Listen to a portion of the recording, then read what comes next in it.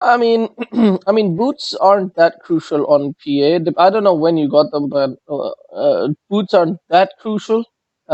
I Because get my it's boots after I get the battlefield. okay. What? Oh, No, no, that's too late.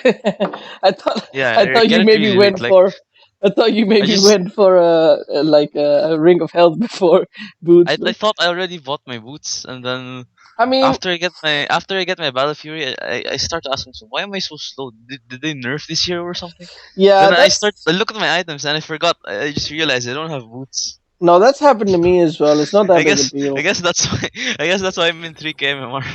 No, no, I mean like that's happened to me as well. It's like when you're at nighttime and you're tired, it does happen. As long as you know it's wrong and you don't do it often, like not often. If you don't do it more than once in 100 games, it's fine.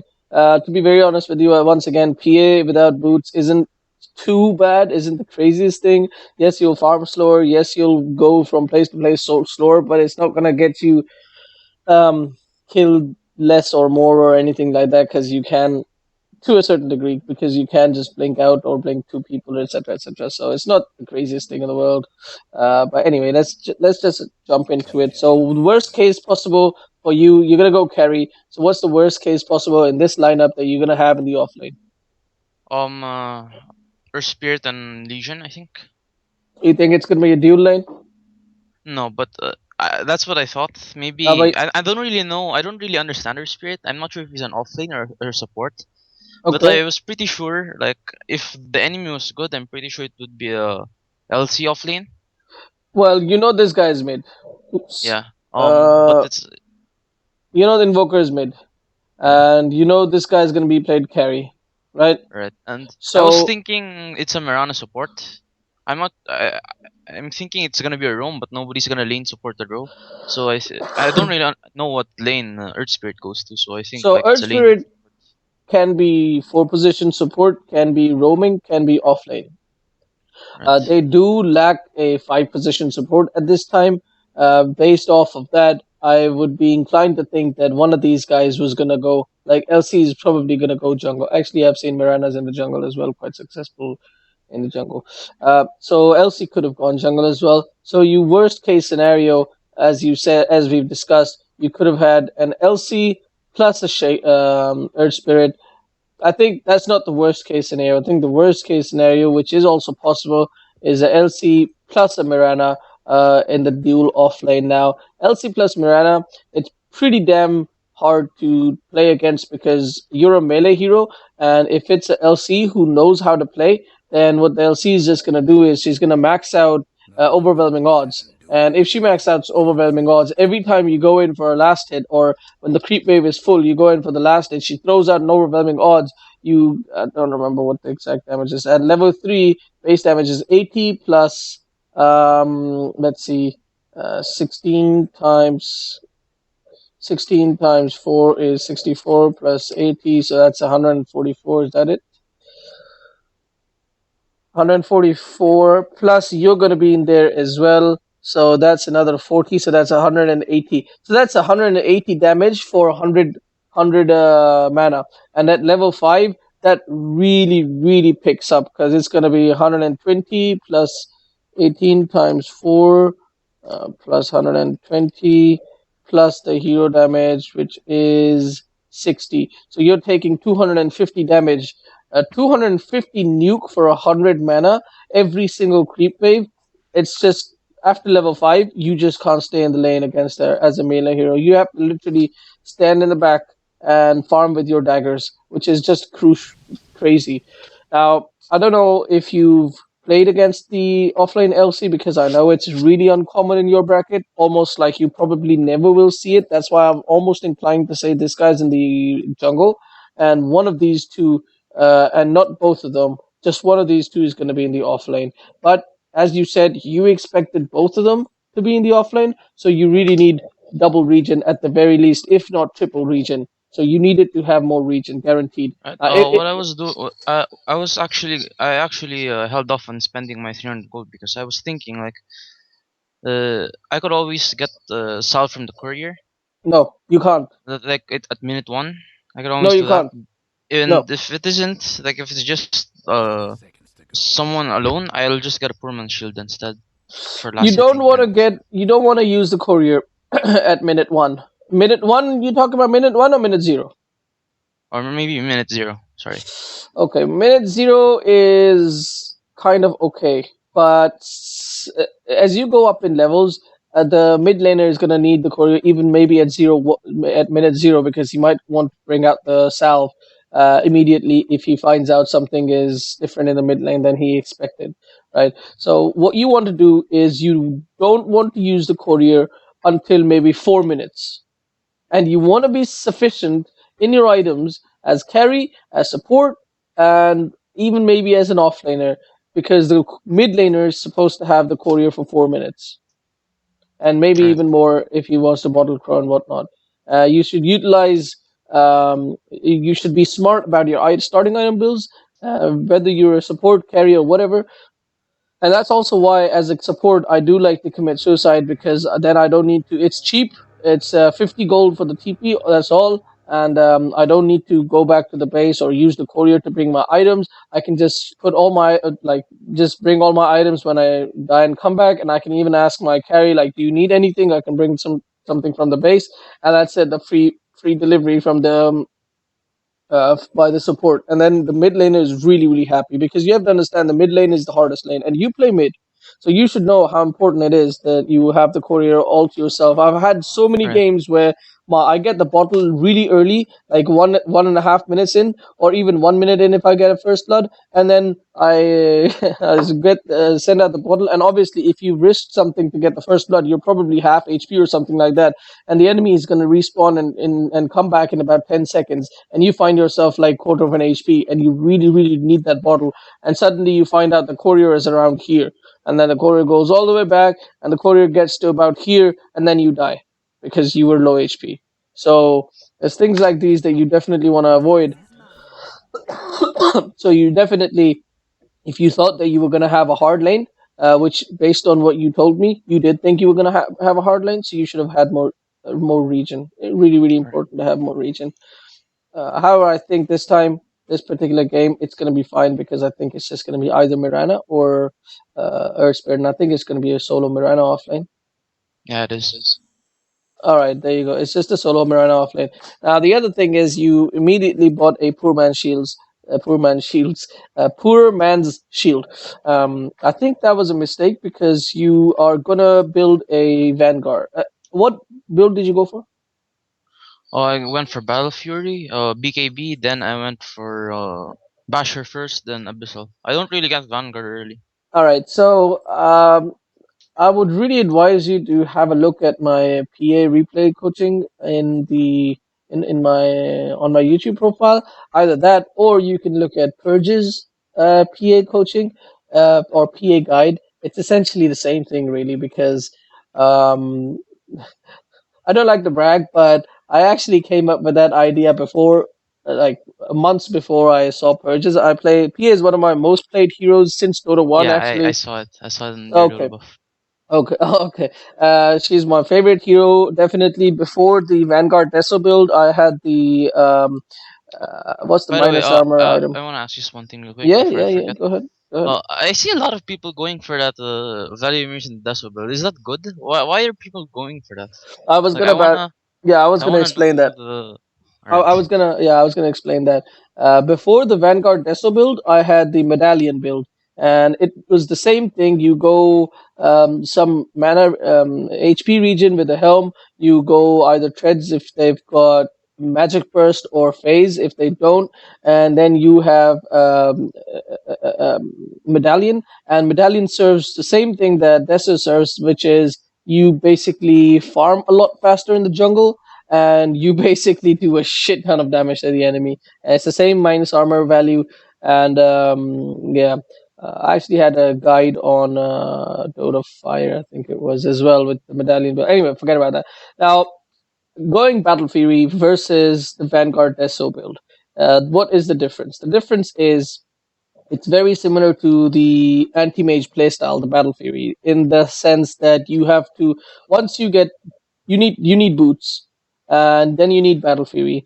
and most likely you're gonna get what, like, not brown boots, upgraded boots, whether it be phase or treads. Let's talk about phase or treads first. You need treads if the enemy team has nuking people, a lot of nuking people. Someone like a Zeus, someone like I don't know. Hold on, Zeus just came to Lena, Lion, something like that. Somebody, so people with burst, right? A lot of burst. In this particular game, I don't see a huge burst coming from. Hold on. It is an Exhort Invoker. So Exhort Invoker is a huge bursty hero, but by the time that he gets bursty, you're gonna have BKB most likely because it's an Exhort Invoker. He's gonna take like 20 minutes to actually get to the point where he's actually dealing damage or is part of team fights. Sure, Sunstrike can hit you anytime, but that's not something that I would make treads over. But if there is a hero who's going to burst you early on before you have a chance to get Battle Fury, BKB, before you have a chance to get tanky items, then you will go for treads and you will keep them at strength treads just for that extra 200 HP. It's going to go a very, very long way. So phase boots is better because it allows you to chase people more. It allows you to escape situations a lot better. And really, PA, the playstyle you want to have with PA, it's in the name. It's literally in the name. It's in the name of PA. It's in Right. the name of TA. They are assassins. What you I want to think I do with heard I them? heard someone I forgot who, but like someone who said that uh like people with assassins in their name, like you really get a lot of kills with them. That's really the main objective or something. Yeah, that is the main objective. Like PA can't push towers. PA can't split push effectively unless obviously you've got a battle fury, but that's besides the point. The playstyle you want to have, the mentality that you want to have with PA is you want to sit in the side, hiding, right?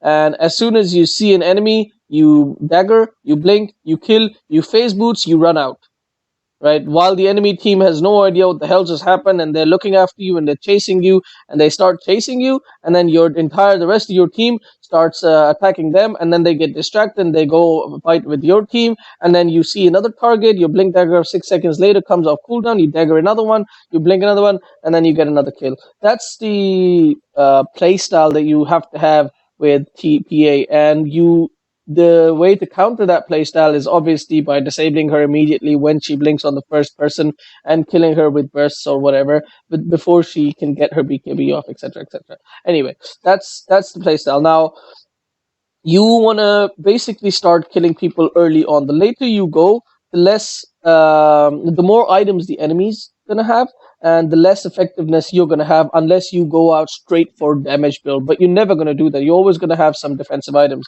So you need to, ideally, you want to start killing people as early as possible. If you go Battle Fury, then it's the same thing as Anti-mage, where you're farming. It's going to take you about 14 to 16 minutes to farm up the upgraded boots plus Battle Fury. Then you're still not fight ready. Then you need another like 10 minutes to get your first item or item and a half or two items maybe up before you can Right. actually start. There Before was you a can game. There was one game where I was against an AM, Mm-hmm. an anti-mage, Yep. and I didn't get Valkyrie. I just got Domi. Yeah. And after that, I just got a BKB after that, and then I fought a lot. I think is that how I should like go at every game? You Not get a mean you Battle had Fury and stuff. treads, you had Helm of Dominator and BKB? Right. Yeah, it And then I depends. was just Like fighting that, from there. that is a bit of an old school build. You don't usually want to go for a BKB early on because that means you're gonna have a 5 second BKB at 25 minutes, and then you're gonna be able. The enemy team might actually be able to kite you for 5 seconds and then kill you. So you don't want to have that. Also, Helm of Dominator doesn't give you that much HP. So yes, it gives you what, five or something. Five, I think it's five. Um, is it five? Five armor, yeah. That gives you five armor. That's like not a lot at all. And it's just defense against like right click people, and not even a lot of it. So it doesn't make you that much tanky. So you do want to go for a stat item or a defensive item because okay, if you go treads, that's a little bit of stats. It's not a lot. Then you have Helm of Dominator, which was only a little bit of stats, and then you have a Battle Fury, which is nothing at all. I guess that's no defensive. capabilities at all. So you need, before you can start fighting, you need at least one more defensive item, whether it be a vanguard, whether it be a let me think. Let me see. Uh, can I not click this? Okay. All right, here we go. What else would you make? See, the options are very limited. I used to go for Solar Crest, which was decent, but I don't think you go Solar Crest anymore. I mean, that's the only thing that you can make. Vanguard is the only defensive item that you can make on PA until you get BKB, because you're not going to rush Assault. That's bad. You are not going to rush Hard, because then your damage output is next to nothing. So, and you're not going to go for Vlads anymore, because once again, your damage output, sorry, it's not HP. So you will get bursted down and you will die. Um, so you really need that Vanguard at the moment, and also you're not going to go Manta because, well, it's extremely situational. I don't think I've gone Manta in the past. I don't know, very long time. I think Why the do last time. people go for the Vladimir's Dendasu build? So Vlad's and Deso, you can go Vlad's and Deso, but it's very situational. It's good when you have right click heavy people, when you don't want to get a abyssal early on. I don't think it's a very good build. I think Vanguard Deso is a better build because it just builds up It so much actually has better. a it actually has a 59% win rate. Yeah, like don't look at the items win rate at all. Right. Also keep in mind, Vanguard Dessa doesn't give you any life steal, whereas it's just flat out HP. That's what you're getting. So it allows you to team fight better, but in sustain, it's not good. So in a long drawn fight, a Vladimir will be better. But if you change your Yeah, playstyle, that's what I'm asking. The Vladimir Dasu. hmm? Yeah, that's The what I'm saying. Like Vladi. Oh, if I you thought have you. a long drawn out fight, then you're Right. gonna be better off with the Vlads because it's gonna give you sustain. You're gonna be life stealing. You're gonna be getting your HP back. Whereas with the Vanguard Deso, you have much bigger HP pool to start off with, so it'll allow you to tower dive. It'll allow you to that initial burst. It'll allow you to tank it. It'll allow you to live for a little bit longer, not live for a little bit longer, but survive a lot more nuke, survive a lot more damage. But if after that initial one, after you go in, kill somebody, you're down to like a quarter of your HP and you get back, then you really have to go back to base and heal. Because you're not going to have any sort of sustain after that. You don't have any healing. You don't have any sort of HP region. It's very little HP region. But with a Vladimir, you can easily just go to the jungle, right click a few times, and you're back to almost a full HP. But I don't think that's a very good build. I don't think that's a good playstyle. I think you should go for a Vanguard Deso. Now, we don't talk Yeah. about that. We'll talk about Battle Fury against the Vanguard Deso because you don't want to just forget about Lads at the moment. You can build Right. Lads afterwards, after you have BKB. Because for me, that works perfectly fine. Anyway, so Battle Fury, what it does is it delays the game a lot. It delays your game impact a lot. By the time you have your first item ready to fight, the invokers got ton of damage. Everybody in their team has already. It's a Drow lineup. On top of that, you can bet your ass by if you go for a Battle Fury build here, by the time you get Battle Fury, Drow will have taken at the very least two towers of this lane. They would have started pushing really strong. Your team would already be in a disadvantage, So and never if get Battle Fury on PA. no, I wouldn't say I never get. I was about to get to that as well. In this particular one, because the game is going to be so fast paced, you really need to come online really quickly. You don't want to delay the game, so you need a quicker build. But if let's say it was a different situation, if let's say this was not an early game push, and instead your team had something like an axe plus pudge plus undying or something like that, some early game heroes, some run at you heroes who are going to make tons and tons of space for you, then what you want to do is you want to secure the late game for your team, and you want to go Battle Fury, and you want to farm up fast and not be involved in team fights at all, and just get your items up, so that all the space that your team has made come 25-30 minutes, you're going to be much, much fatter than anybody in the enemy team. However, if that's the case, then PA isn't exactly the hero that you should have picked. You should have picked up something like a Terrorblade, Anti-mage, Sven, something like that. Right, right. Other heroes that who can use space. PA is really somebody who can create a lot of space as well. So if you go Vanguard Deso, then as soon as you have phase boots plus Vanguard, we're gonna say phase boots. We're gonna say there's no tanky people, nuky people in the enemy team.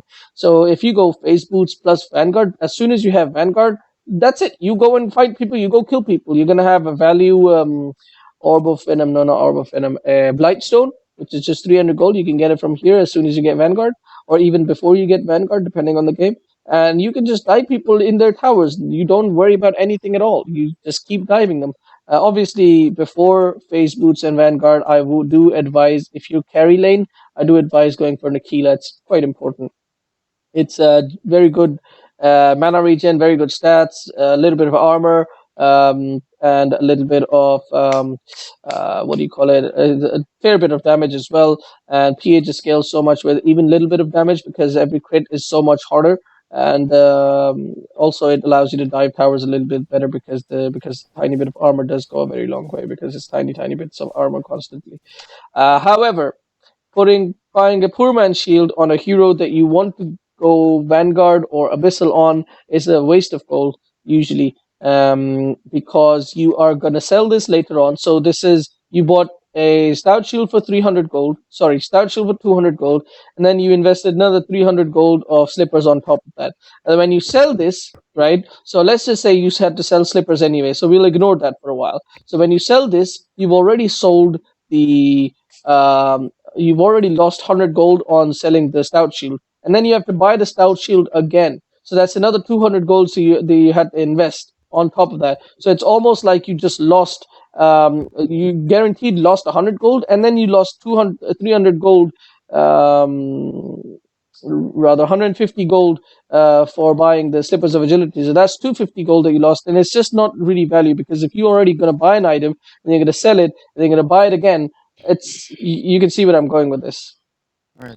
However, there will be games where you absolutely need the poor man shields just to survive the lane, and those games will be where you are constantly pinned underneath the tower, where you have an offlaner or dual offlane who are constantly pushing out the tower, pushing out the wave, and you're constantly fighting under the tower. Heroes like Earthshake, heroes like Sand King, heroes like maybe even Timbersaw if your support isn't really doing a great job.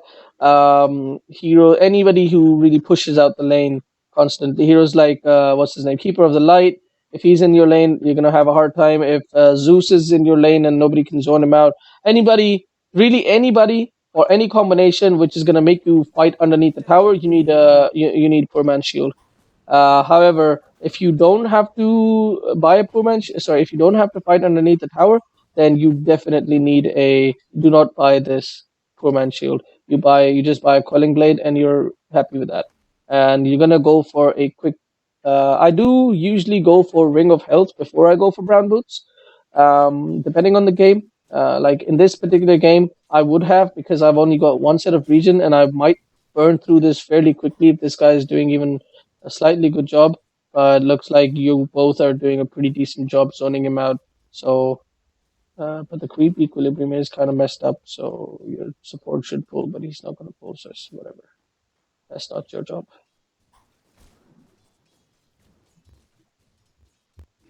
Jump. Nice. Very good timing. Unlucky dagger. Dead. Oh, close. She had a fairy fire. Yeah, she had fairy fire. It's fine.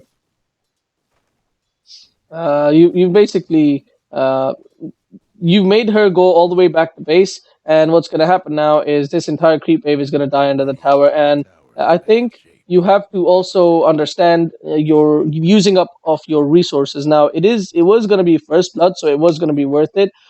But when you have used up so many of your resources, you generally don't want to kill the enemy offlaner. Because what's going to happen is 10 seconds later, not even 10 seconds later, depending on his level, 10 seconds later, he's going to respawn, he's going to TP here, he's going to be full HP, full mana. You guys are going to find out that you have no mana to use your spells, you have nothing at all.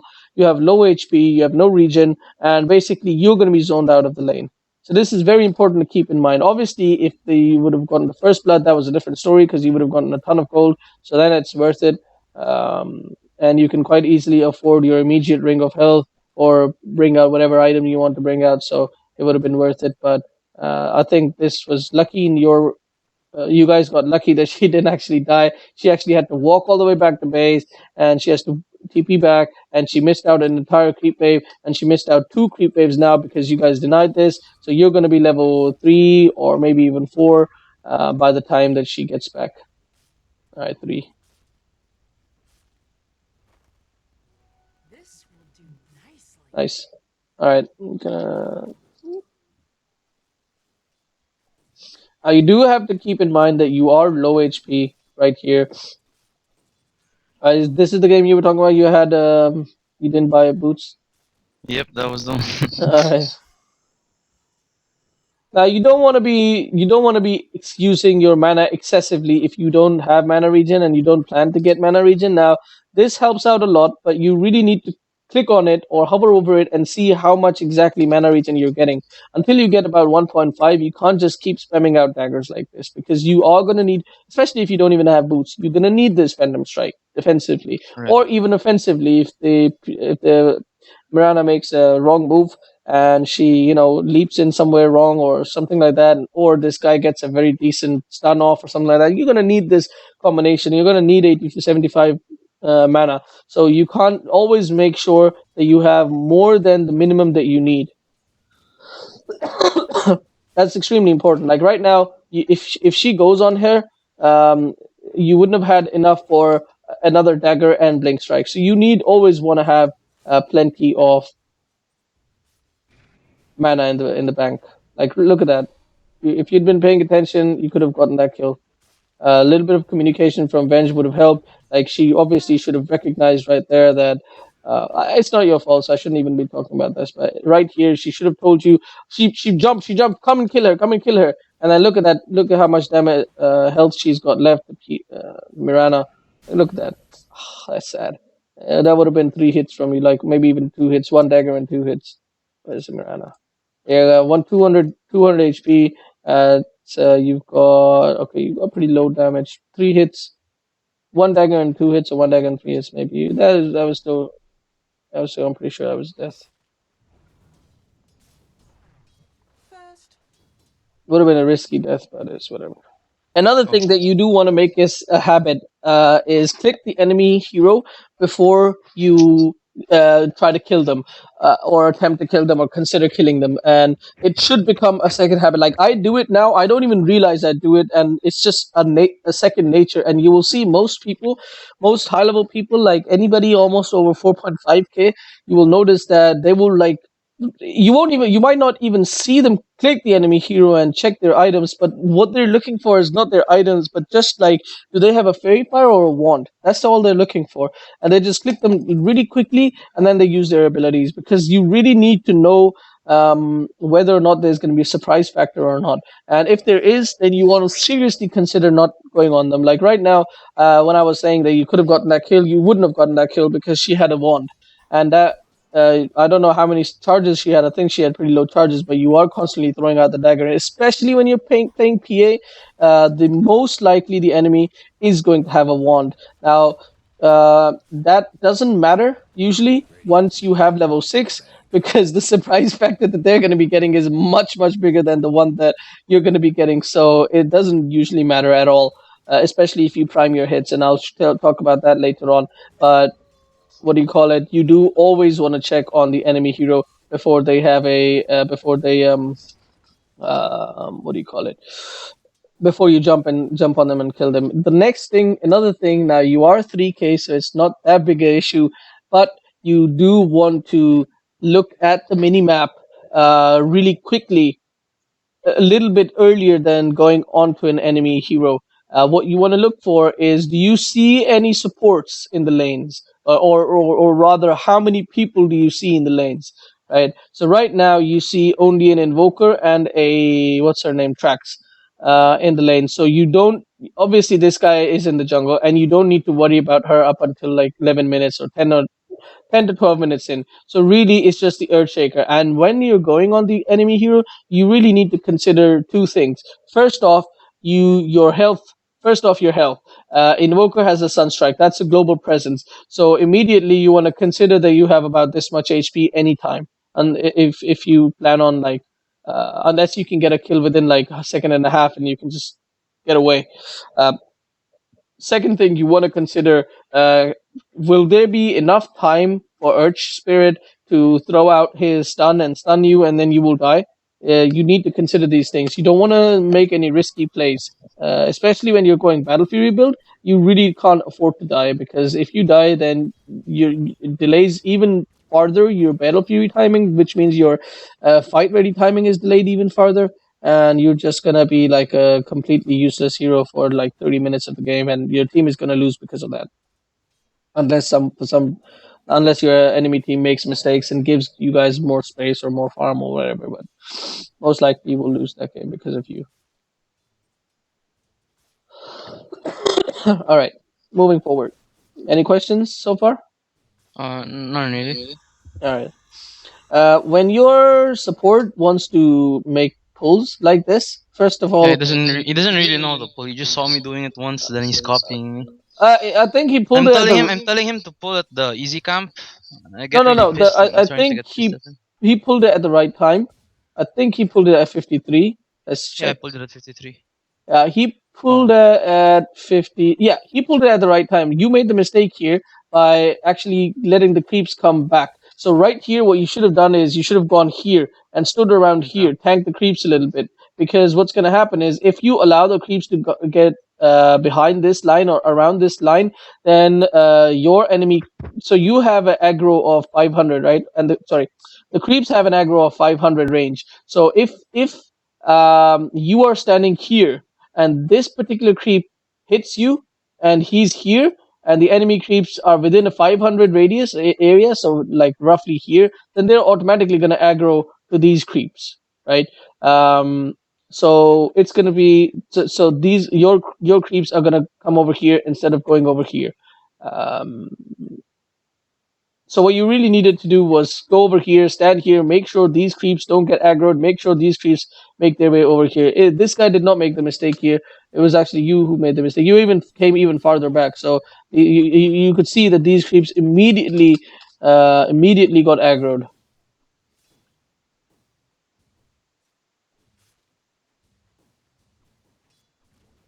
These guys got aggroed over here because these three were hitting the Venji, but then immediately afterwards you were here and this particular creep got aggroed to you, No, no. and then these guys de-aggroed because they started walking back, and then these guys got new aggro, and these guys came over here. So you actually made the mistake here.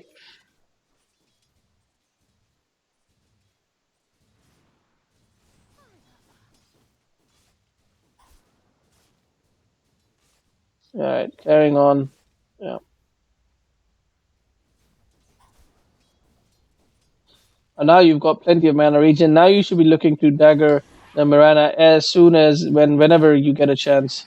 Oh man, that's actually quite sad. First blood.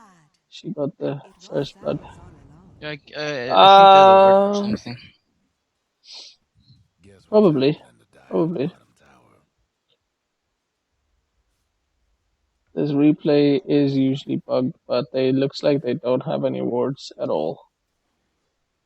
Except this is your ward as well. So yeah, they actually don't have any ward. They have this one ward and that's it.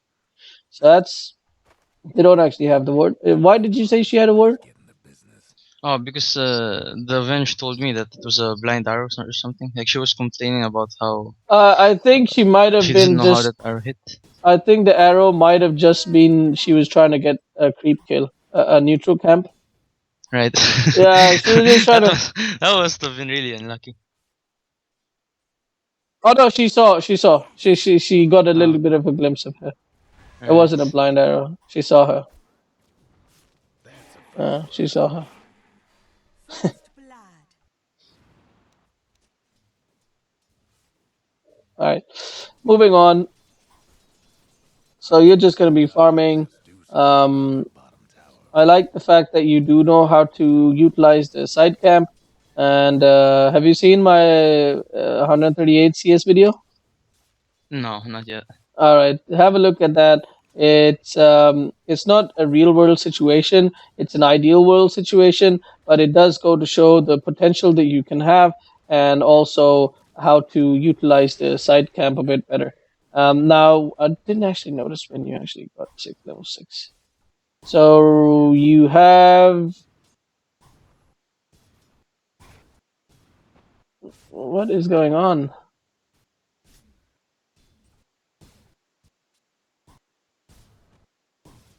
I don't know what is going on. What? What the hell is going on? You're still level 6. Oh, Right. god damn this replay. I think it's going back actually. Turn to your blade. No. Look, you're level What's up? at level 1. You're level Where's the 6. replay bug? Where's the replay bug? Let me restart this bloody replay. Alright. Wish one day I was level 6 at level 1, and then I'd lose the game.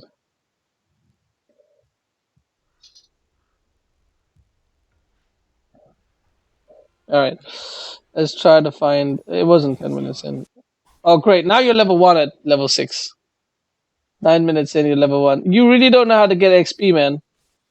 Like, level 1 at 9 minutes? Seriously, you've got. This is why you're 3K. Alright, let's find. How the It's hell are fixed you now, it's supposed fixed to do anything? It's not. This is not. You can't be I'm level level 7 7 now. at 5 minutes in. No way. Oh. Yeah, there's something wrong. Yeah. This is actually where. Here we go. Now you're level 5. Okay, so I want to get to the point where you got level 6, and it wasn't even. Didn't even have to do this, so we can't skip forward or jump back. It'll screw up the levels. Fix your shit, Valve. Alright. Do you know how to prime your attacks? Hello? Oh, yeah. Do you know how to prime your attacks? Prime attacks? What does that mean? Okay, so this is really cool. Priming your attacks means counting your attacks that don't proc, right? Oh yeah, I Now, think I heard that from you. The like every 7 attacks I have to hit them. seven is the ideal, but lately I've been doing 6, and it's worked out really nicely for me. 6 is fine as well because although 7 is better, but 6 works out as well, especially later in the game. So every time, and you need to play enough PA, and I think it'll take about 6 or 7 games. You need to play enough PA or enough heroes who proc so that you can actually start like making this a natural habit. So you do this without even thinking. Every time you're hitting, you need to count 1, 2. So 1. Sorry, that was I think nice. So you haven't had a single one so far. And as soon as you get to 6 or 7, stop whatever you're doing and just go and right click or blink to the enemy hero. You're not trying to kill them. You're only trying to harass them. You're gonna blink on them. Remember, for the next 4 attacks are really fast. So you're gonna blink them and you're gonna get 4 attacks on them. But if you proc on the first attack, just get back. Just move back. It's gonna scare the living shits out of them. Even the most, even the most experienced player is not gonna be able to react in time, especially when they see that sound, that huge gust of blood gushing out and all that. So they will not be able to do anything at all. So jump on them, wait for the crit, and then just move back. There is a very small possibility that even the next 4 attacks aren't going to proc, and also there's a possibility that you jump him, you hit him twice, and he turns around, he blinks out. Sorry, not blinks out. He pounces or bounces or jumps or whatever it's called, leap. He leaps out. So if that happens, that's fine. Go back to farming. You didn't proc too bad, but if most likely you will proc like that. That was the first hit actually. That was the first hit as soon as you turned level 6, so you were lucky. But what you did just there, you just went on him, you critted, and you went back. That's what you want to do. That's perfect harassment. And you do that like 3 times, and that's a kill. Or at least you make sure that that person goes back out of the lane. So goes home and heals or something like that. But you zone him out. So you want to do this with almost every single hero who does who crits or bashes. You want to do this with what do you call it? Void. You want to do this with Slardar, Bash Lord. What's his name? Spirit Breaker. Spirit No, breaker. Yeah. yeah, yeah. 17% is real. And then you're really gonna piss people off. Yeah.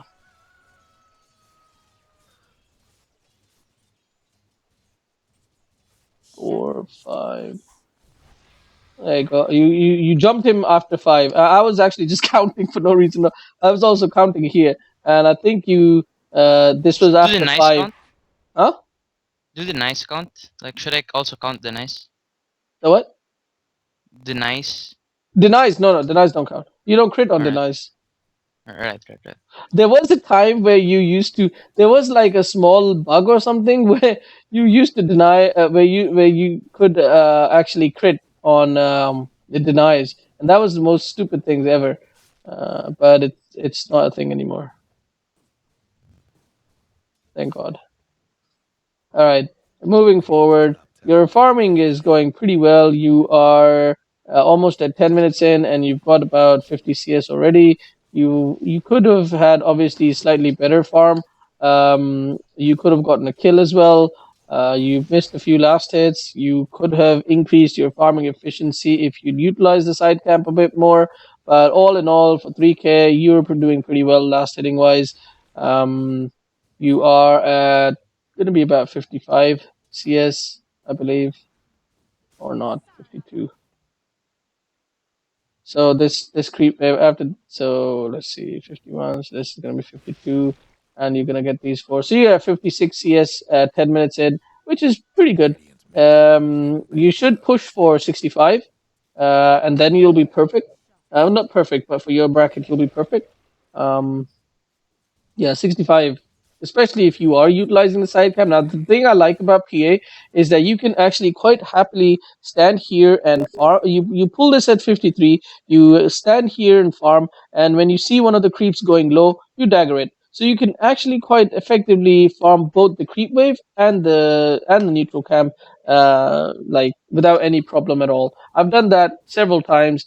You can't do that every time because and you don't want to do that every time because you do want your support to get that farm. But if you don't have a support there and you pull it yourself, then you definitely take the farm yourself as well. Like this movement right here, you missed a creep for just daggering him once. That's not worth it.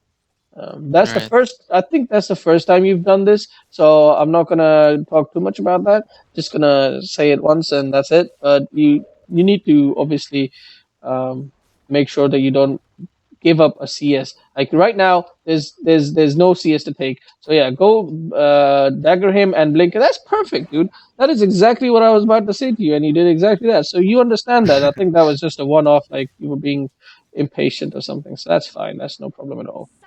Yeah, dagger him. You don't have any creeps to hit, but that was a mistake now because you have a full creep wave and you missed another creep. Two creeps. You missed two creeps, so that's not worth it. You're probably not gonna I thought force I him back. could get a kill. But if he didn't use You his did ult. force him back. Wow. Okay. I was sure she's got lots of regen because she's been regening up. That's probably because she's got a bundle. But she decided to go back, which was the right move if she's not got regen. So.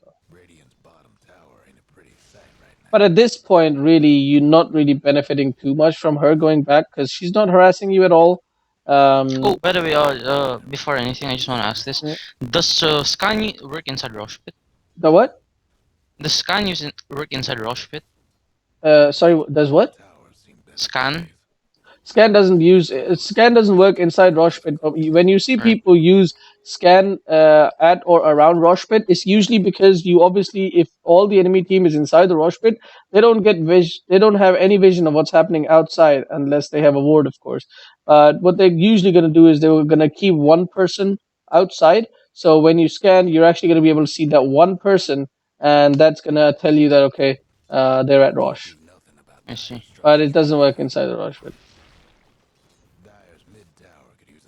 All right, I'm gonna skip forward. See what you did here right now. You pushed out the wave, and then you went in and you took the large camp. That's what you should have been doing from a much earlier on, um, like maybe even 6 7 minutes in. You wouldn't have to. You would not have been able to get that, just stand here and get it yourself, but you could have pulled it at 53 or 23, made these creeps tank while you push out this wave and then go and farm that. You could have been doing that from minute 7 or 8, or even earlier because you do have the poor man shield. So yeah, definitely. And now what you want to be doing, you want to maximize your farm. You want to keep a TP on you. You want to farm this. You want to farm this. You want to farm this, and then farm maybe even this. Wait for this creep wave to push closer to your tower, farm the jungle really fast because you're going to actually get more gold. So understand this: one creep wave is about 180 gold, and it's going to take 30 seconds for the creep wave to come here and die. So if you can actually farm more than 180 gold in the jungle camps, then it's better to be in the jungle camps rather than the rather than the lane. And you can definitely, once you have Battle Fury and Treads. Usually when I go Battle Fury, I go Treads. My build is Treads, Battle Fury. Hold on. It's Treads, Battle Fury. After Battle Fury, I go S and Y. Just so that I can fight a little bit earlier on. S and Y is extremely good on PA. So Treads, Battle Fury, S and Y. Then I go Basher.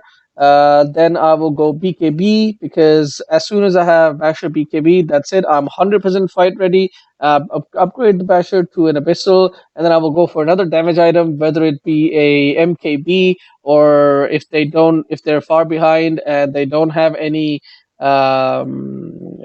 MKBs yet, then I might even go for a Butterfly just for that extra, you know, survivability and all that. And even if one person in their team gets MKB, it's still not a big deal. You can avoid them, but I definitely am gonna go for another big damage item after I. Oh, sorry, I forgot about the helm. I do make helm after treads. So treads, battle fury, mask of death. Then I consider either I need a I Yasha actually or don't build lifesteal this game. you need lifesteal guaranteed, dude. You have no sustain at all. You need lifesteal, whether it be Vlad's or whether it be Helm. I usually go Helm just because I have a Battle Fury and I can farm really fast, and I will get to that Satanic really quickly. If I Well, want to also. my reason for not getting the Domi was I felt like I farmed my Battle Fury a bit too late, and I didn't really wanna delay with the Domi. I think you farmed your Battle Fury decent timing, because you will have Brown Boots and Battle Fury at 14 minutes in for 3k. That's pretty decent timing, very decent timing. Also, you can go for a helm and start stacking the ancients. That's gonna really propel your farm straight into like two more items before anybody else can get one. So yeah, you need to consider when you're going for super farm speed, then you really need to farm faster and faster. So guaranteed you should have had treads, then battle fury, then helm of dominator, then you consider an S and Y, either an S and Y or a what's it called, BKB, depending on what you need. Like a lot of you don't ever want to go for a standard set item build every single game, right? You never want to do that. You want to be like, okay, this time right now, let's say Invoker is getting really far ahead. Invoker's got like 10 kills, 0 deaths. My team is suffering a lot. You're gonna need that Battle Fury really early on. Sorry, BKB early on, because this Invoker is getting out of hand. But if let's say I don't know, nobody in their team is getting out of hand like the situation is right now, then you go for Helm and you start stacking and you start getting even farther and farther ahead because you're getting the space and you need to use that space. And SNY is good if the teams are fighting a lot and you want to be fight ready. Then you can go for SNY. It's a really good item on the Treads Battlefield PA. I like it a lot. You can consider going Manta in this kind of a situation as well. What the hell?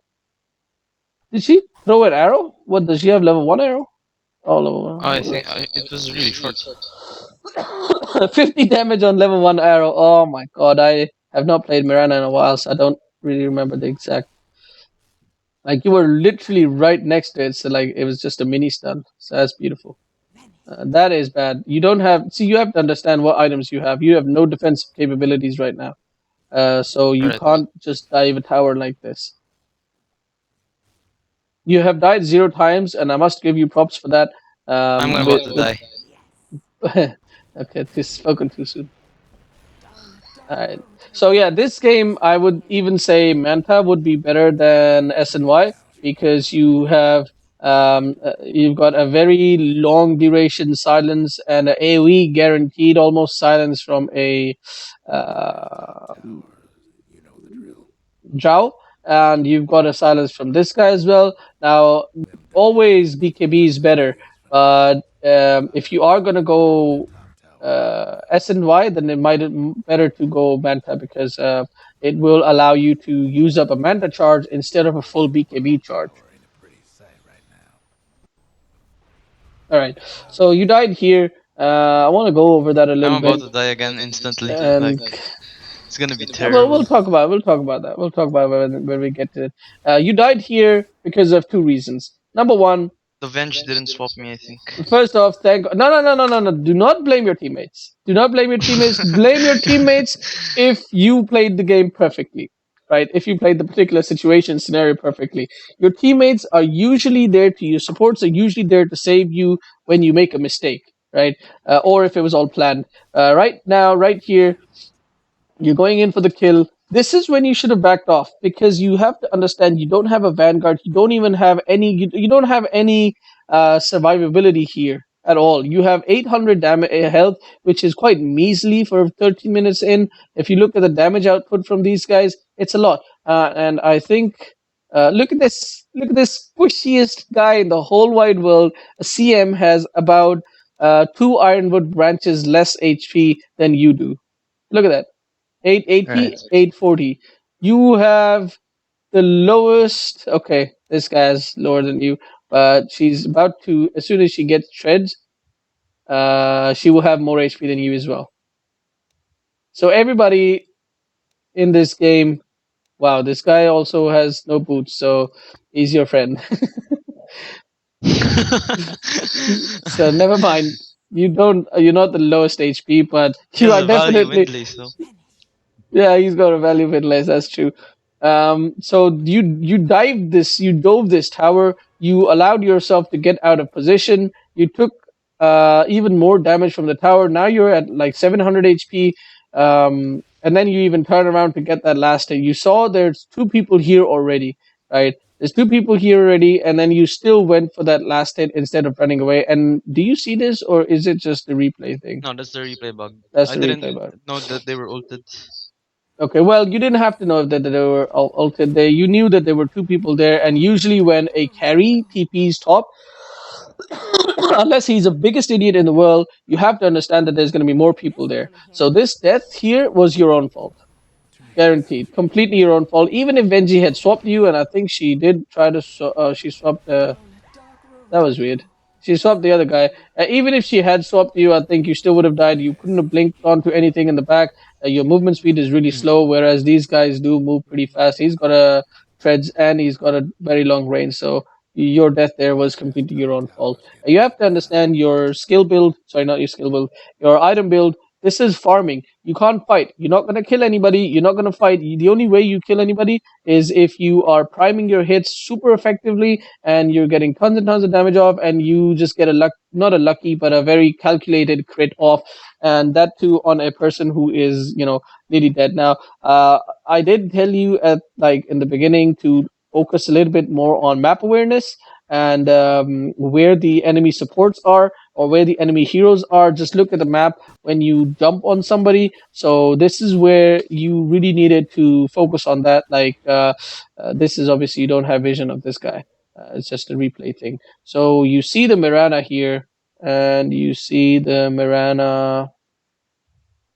You see the Mirana right here, right? Who do you see on the map right now? No one, No absolutely no one. one. Absolutely no one is the correct answer. So if you'd had let's say you had Treads here, Battle Fury, BKB, and I don't know, another item, then you don't see anybody, go ahead, go and jump this guy. If people show up, you BKB and you blink out, or I mean TP out, or you escape, or you, I don't know, do some magic shit or something. But you have something, right? But right now, first mistake, you don't see anybody on the map, and you jump on this guy. Second mistake, you jump on this guy without seeing anybody in the map, and you have no items at all to actually be able to sustain or defensive items or anything at all. You have a really, really low health. Third mistake is that you decided to jump this guy with nobody on the map, with low items, and your entire team is like, nobody in your team is with you.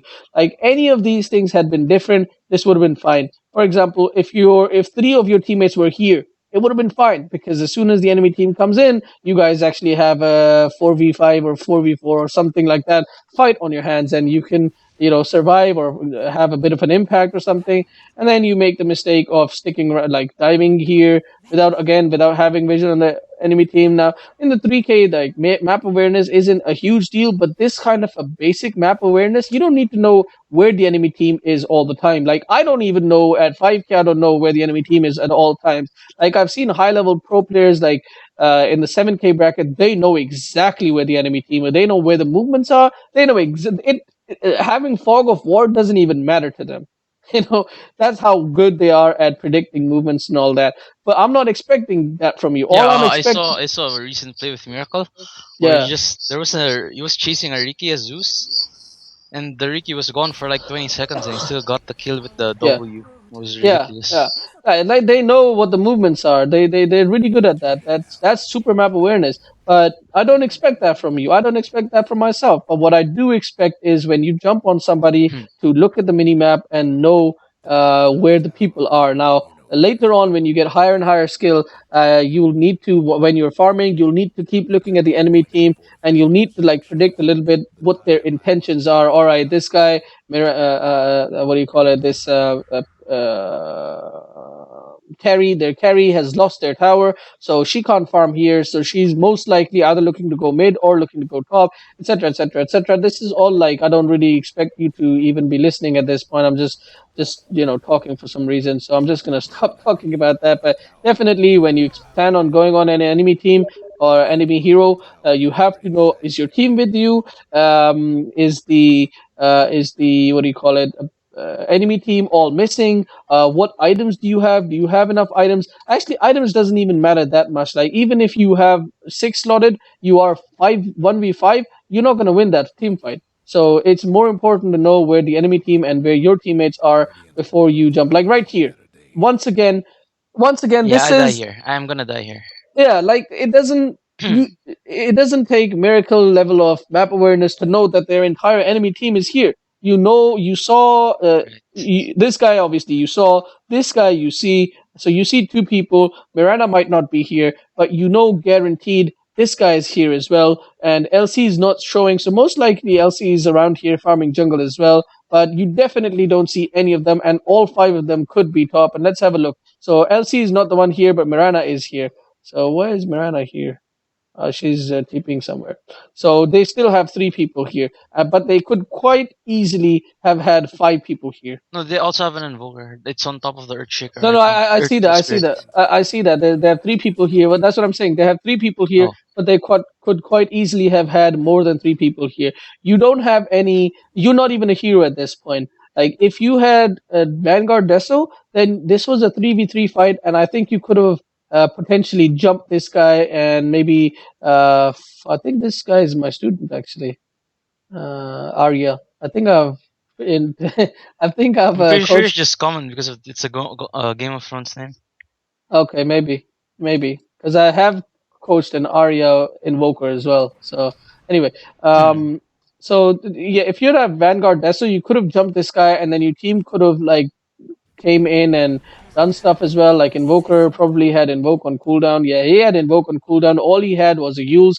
So you definitely, like, this again comes to map when I knew his Invoke must have been on cooldown, because he's just got fresh thingies. These things, fresh things. It's low in levels. Like, it's 15 minutes in. This is still level 2 Invoke. and he just took this team fight up here, killed these guys, your ally. So he has to have invoke on cooldown. So if you had Vanguard Desert here, you definitely could kill this guy, and your team could have come in, stunned the invoker, done other stuff, and you guys could have killed the invoker as well. But your mistake here were two mistakes, or the same similar mistakes as last time. Whereas you didn't see the enemy team, see the, you didn't check the minimap, you didn't see where the enemy team was, and you weren't very well aware of your items, that you had no defensive capabilities. So you should have just been farming. And if you had been farming, I think you started fighting at around. You had brown boots at 14 minutes in. So if you just been farming, from 14 minutes, or rather since 14 minutes, you would have had treads by now, and you would have been, or phase boots by now, and you would have been like halfway over to your next item as well. So right now, what you're doing is you've got Battlefield. You need to be farming fast. You need to be pushing. You need to have a sense of urgency. Right. You know. I made a mistake. I kind of play really off this game, and I forgot that I have a Battle Fury, so I just try Mm, to keep playing Equilibrium, and I just mm. here I think I realize I have a Battle Fury. Okay, so yeah, so that's fine. Like you need to be more aware. Like you mistakes, one of the mistakes you've made in this game is really that you haven't been aware of your items. I think even though it's just 16 minutes in, you've made a very fair bit of mistakes. You gone Battle Fury build, and 16 minutes in, you still only have items what you had at 14 minutes in.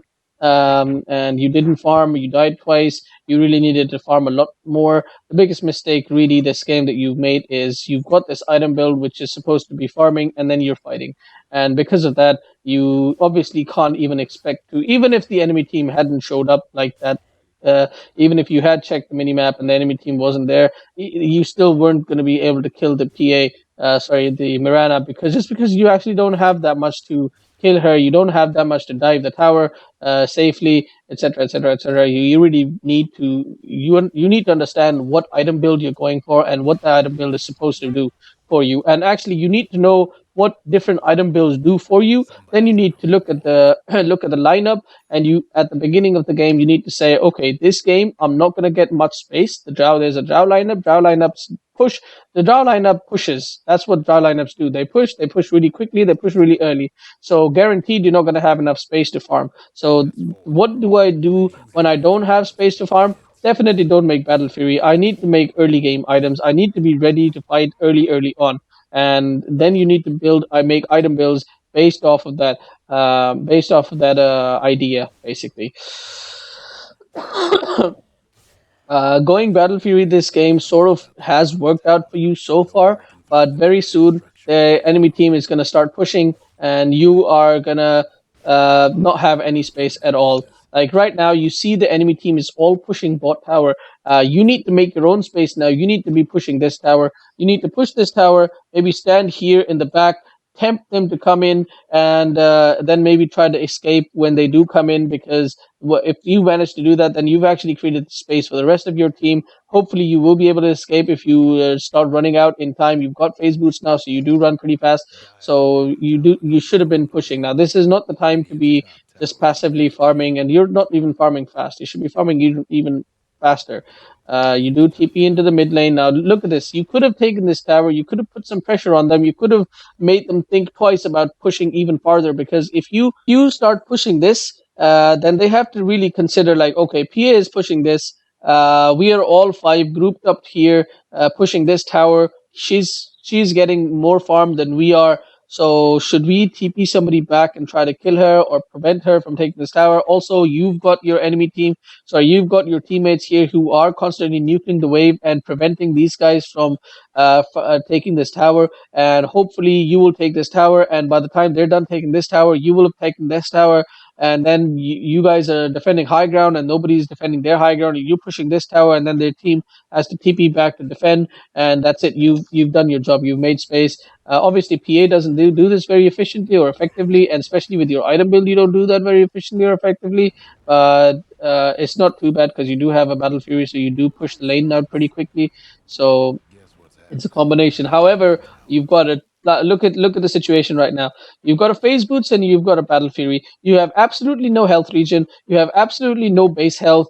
Even this thing doesn't give you health. You have absolutely zero strength stats. Okay, you got six agility, and that's it. You have no flat out HP. You have no flat out strength. You have no regen, no mask of madness. I mean, not mask of madness, life steal, or anything like that. And you're going into a team fight, right? These guys are complete idiots that they saw their Earth Spirit here with this guy, and they still chose to like fight here instead of like going here and preventing this guy from dying, and the Earth Spirit didn't do anything as well. So it's kind of silly. Like he could have at least attempted to, uh, like right here, he should have just thrown out a boulder and stunned this guy or silenced him or Yeah, he anything at doesn't know how all. to play. He rage quits later. He doesn't know how to Uh, play the hero.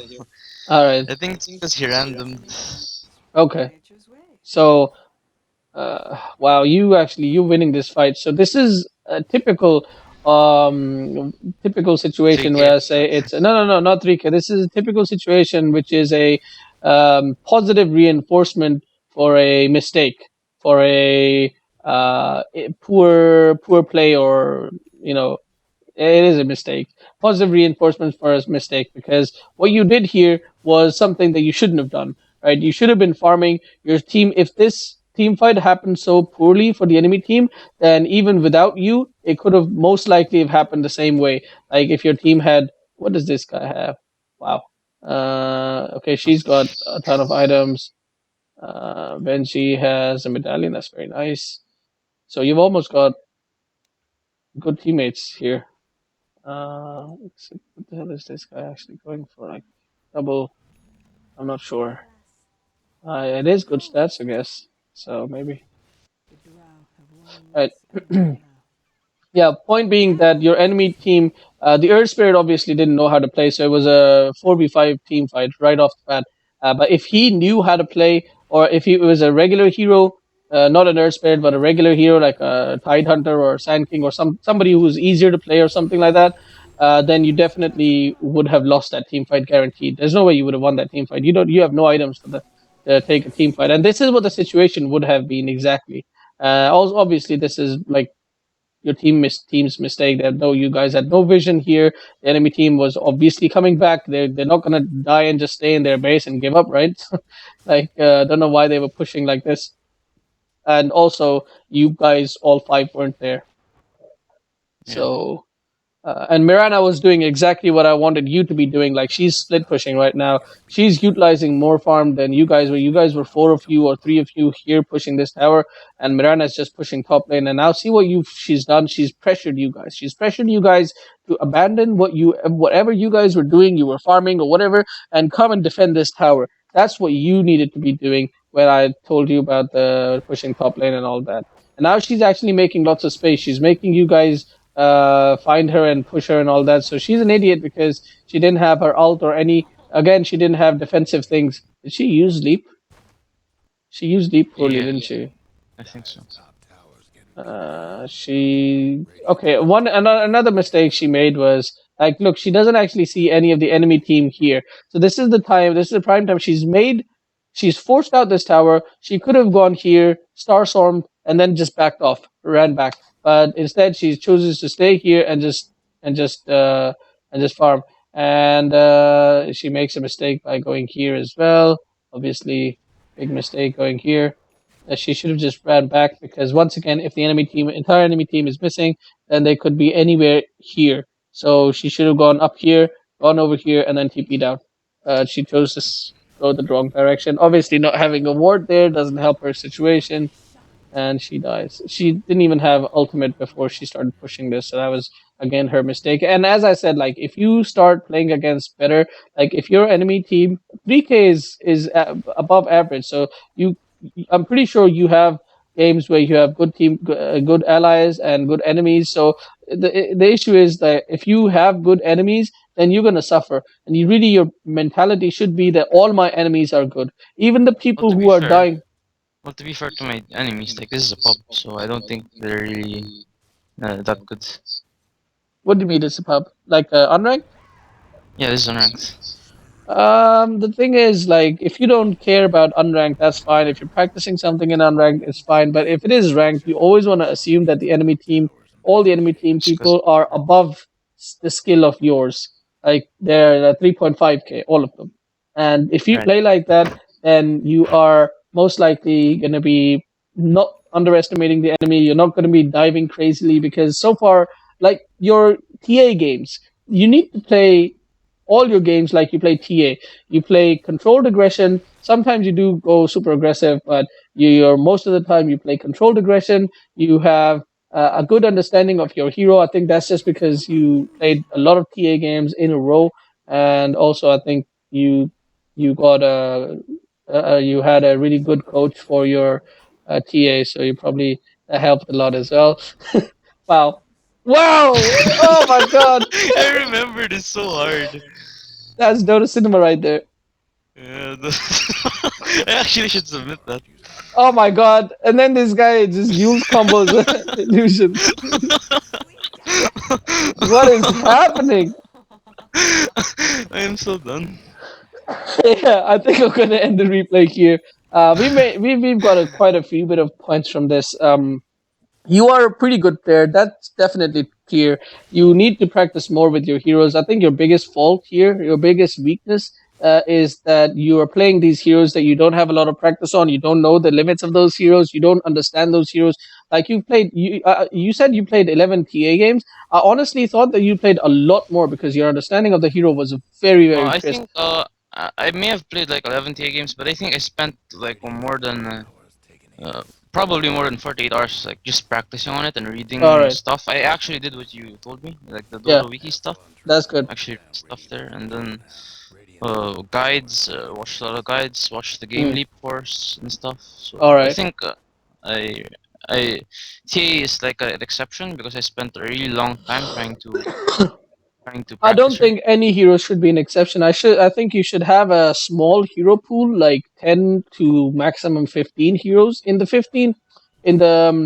3K bracket, I think you should stick with in the 3000 MMR. I think you should stick with 10 heroes. Once you start increasing your skill, MMR skill, your MMR. Start increasing hero pool. So, like, let's say at 3.5k, increase it to 15. At 4k, increase it to 20. At 4.5k, increase it to maybe 25 or 30, or actually not 30, just increase it to 15. Like right now, I think I have a hero pool of about 15 to 20, and I'm 5k.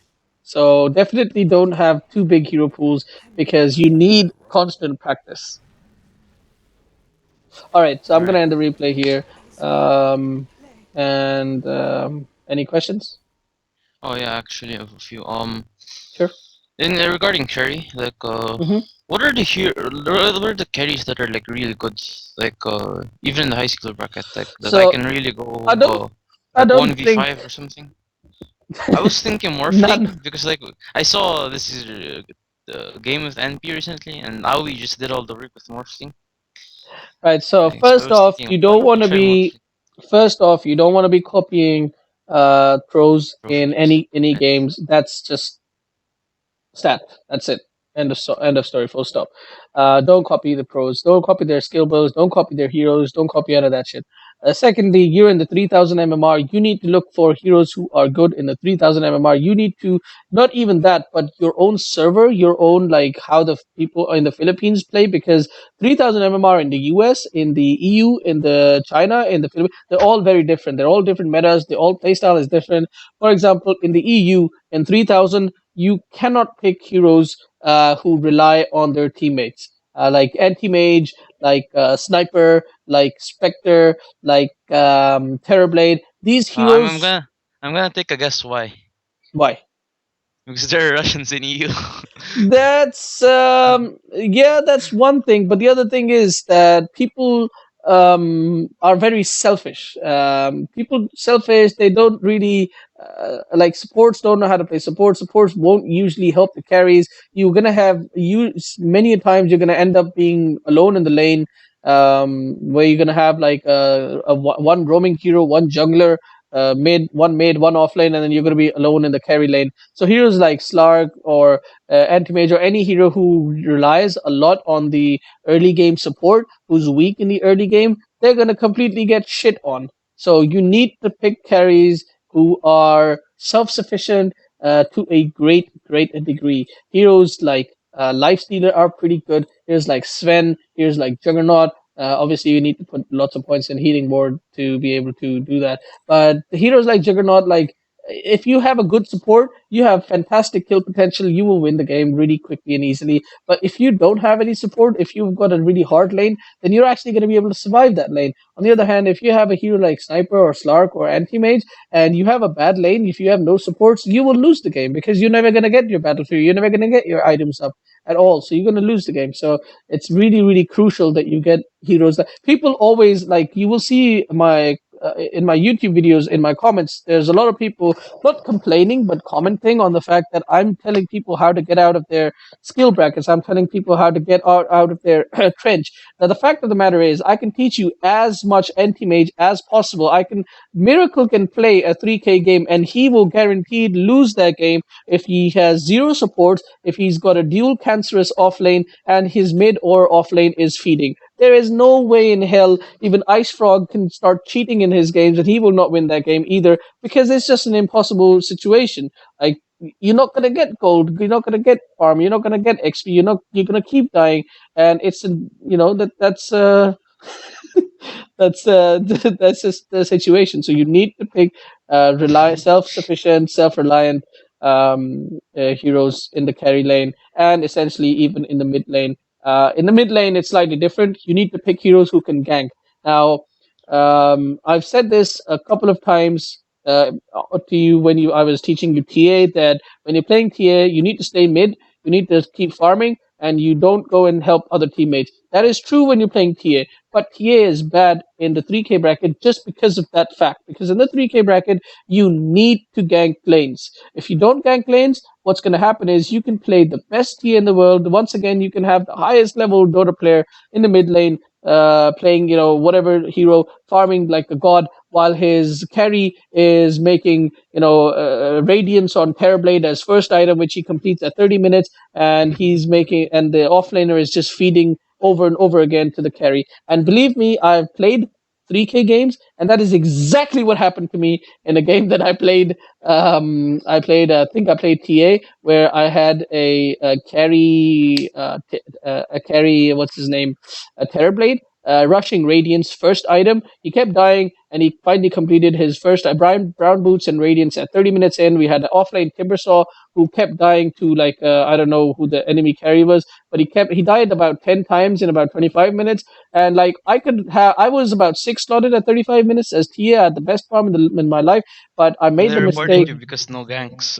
No, they didn't. It's not about the fact that they reported me. It's about the fact that I actually didn't accomplish anything because I didn't gank on the lanes. That was the first time I realized playing, and it's really good to have experienced 2K, 3K bracket, because it was then I realized that you actually can't play high level Dota in lower MMRs. It's just not going to work. You have to play the same Dota that they're playing, but you have to play slightly better. If you're in the mid lane and you see an off lane, Wait, can I interrupt a bit? yeah. So it's like the quote from No Tail. Like if the game goes full retard. Yeah, if the game goes full retard, you have to go full retard. Like, not full retard, but like if let's say your carry dies 3 times, right? If your Right. carry has died 3 times in like 7-8 minutes, you have to go to the off lane or to the safe lane and pressure the safe lane and kill the offlaner or something. You have to pressure that. You have to do something. You have to make some play happen. You have to sacrifice your farm or whatever, but you have to get something done. Otherwise, the carry will not get his farm up. Will start getting tilted. Will keep like dying, and that's just going to keep continuing on. So that's why you need to pick heroes who can gank. Even Storm, I'm starting to think that you need to start putting lots of points in Electric Vortex, like keep static, like old school Storm build, like a year ago, where you keep one static remnant point, and then you max And out. again 3. Start getting Electric Vortex instead of. That's actually how I built Storm. Yeah, that's actually, I think, okay, I didn't actually coach you, but I coached somebody playing Storm in the 3K bracket before. I'd experienced 3K bracket for myself, but now that I've experienced it, I think I've got a huge perspective change, and I think you need to start putting electric vortex points. Getting lots of farm and going for the mid game is just not going to work if your team is already fed super hard and one guy goes AFK, and that's an extremely common thing. So you can't really rely on your team. And heroes like Puck, heroes like Queen of Pain, these heroes who can go and have impact in the other lanes. These are the heroes that you should be picking.